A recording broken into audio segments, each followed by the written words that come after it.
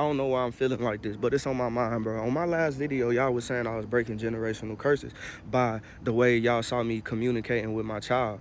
First, I just want to say, thank you. The video is popular and all that shit. But to the people that be like, you got to give your parents grace because they didn't know and it was just what their parents did to them and it's trauma, fuck all that shit. Because y'all telling me I'm breaking generational curses. That mean if it was a curse, then it could be broken and then anybody could have fucking did it.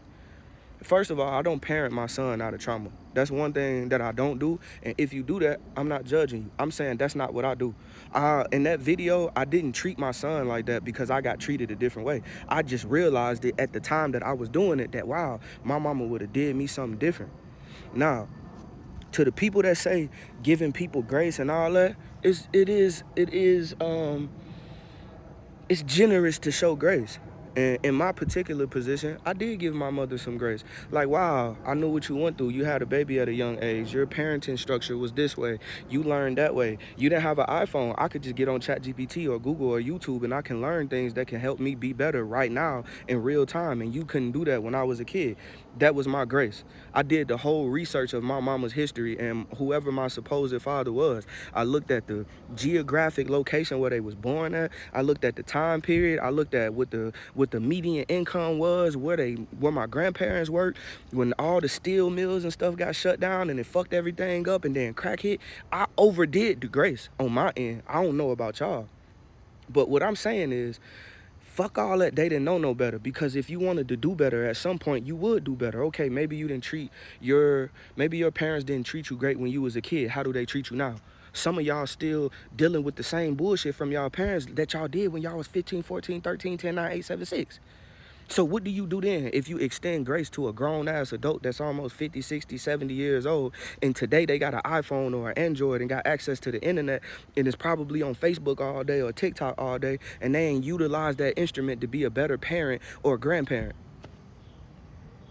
So fuck all that shit, man. If a person want to grow and do better, they can do so. And there's all these people that still living, waking up day by day by day, living in a bullshit life, having bullshit feelings, having bullshit relationships because they ain't took the time to go develop some emotional intelligence and develop some emotional regulation. What we doing? I just personally, I ain't with all that, bro. Y'all folk passing trauma around like an STD, and then when y'all realize what's going on, then what do you do about it? I'm sure I didn't pass around a little bit of trauma, but once I realized what I was doing, I tried to find the necessary solutions and skill sets to not do that anymore. It's that simple. So if my responsibility as let's say as a trauma victim, if somebody is a trauma victim, you mean to tell somebody that been through something is their job to give somebody some grace? What is it the other person's job to do then? I want that answer. Because you would give somebody some grace, extend them some patience and some understanding, and then they don't do nothing with it. They use it as a get out of jail free card. All right, you gave me grace and I did this, however, whatever point. All right, so now on the other end, and now it's your job to go develop a skill set so you don't do that no more, so you don't hurt your children no more, or your partner no more, whoever you with. Why is there so many fucking planes outside? It just get me so hot, bro, because I'm watching my video and y'all think I'm doing something magical, which should be normal. I didn't go read a fucking book for this. I didn't go to parenting school. I didn't go to psychology school. I just love my child. So why I'm finna look at my kid and be mad because he want noodles for breakfast or he don't want to go to bed? What the fuck, I'm about to kick him in the ass about that? Bro, the nigga 5. And a lot of y'all, bro, all you got to do is have retrospect. It don't even have to be nothing crazy. So many times I done heard about people that don't even want to try to change their life around, bro.